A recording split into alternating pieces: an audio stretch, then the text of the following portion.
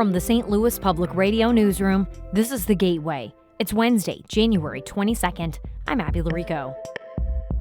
Excessive gambling has been tied to mental and physical health problems, especially for young men. So they're coming in with GI issues, they're coming in with heart issues, they're coming in with anxiety, they're coming in with depression.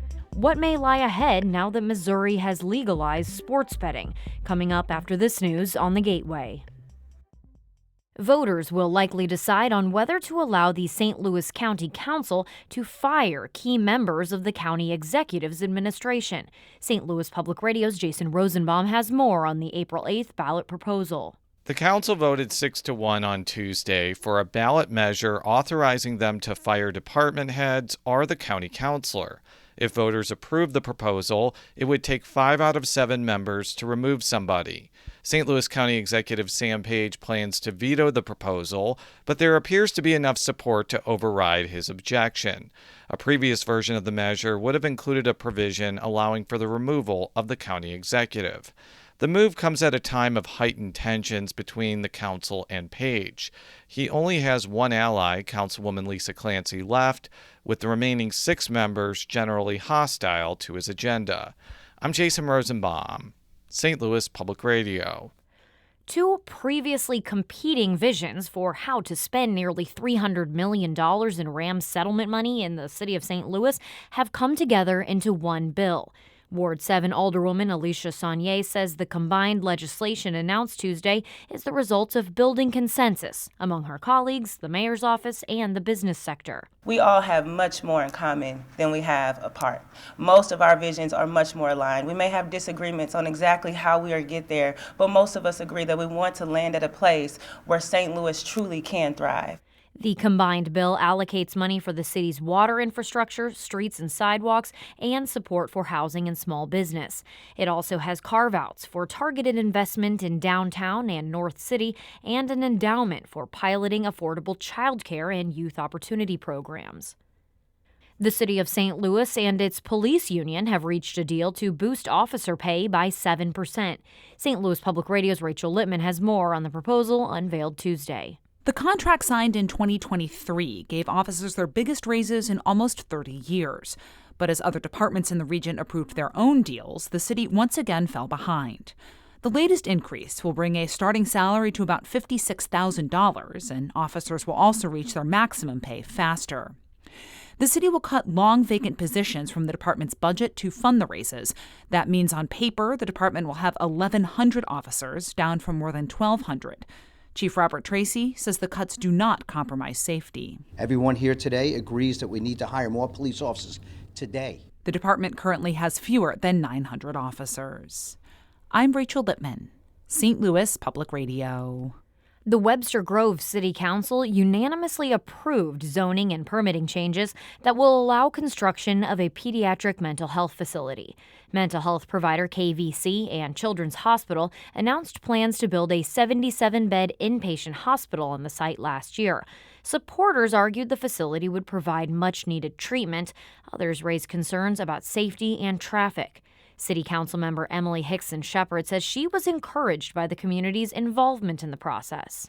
I love the idea of being involved with this and then transferring that into further engagement at the community and local level, whether that's city government or school board or wherever that might be. The one-story hospital will include inpatient beds for patients who need acute mental health care, as well as long-term residential beds. A local organization wants St. Louis County to do more to keep lead out of school drinking water.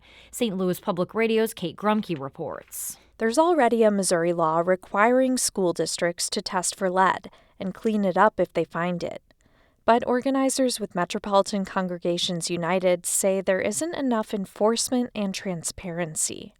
Yaya McMasters spoke at Tuesday's county council meeting.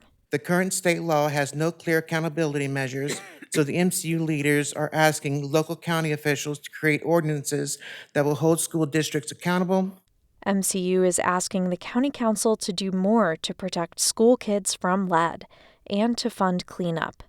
I'm Kate Grumke, St. Louis Public Radio. Illinois workers with physical and developmental disabilities will now get paid at least the federal minimum wage of $7.25 an hour. Governor J.B. Pritzker approved a law yesterday abolishing federal certificates that allow businesses to pay these workers a sub-minimum wage. He says there was an effort to enact a federal policy modeled after Illinois' new law when Joe Biden was in office. Now the ball is in the Trump administration's court, and I'm hopeful that they will work with us to lift up disabled workers.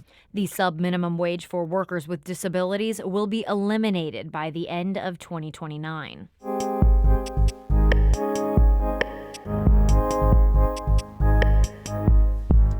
Soon, Missouri gamblers won't have to cross the state line to bet on their sports teams, with voters having legalized sports gambling in November.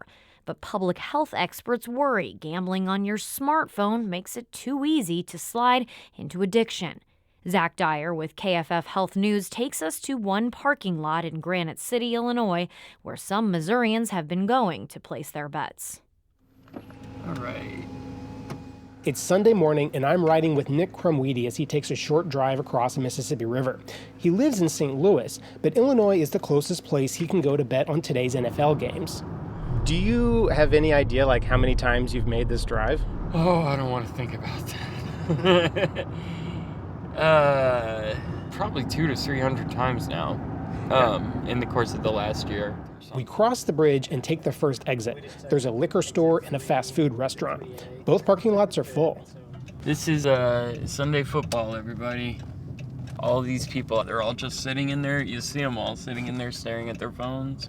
Right now, it takes effort to place a bet if you're in Missouri. You have to cross state lines or find a casino.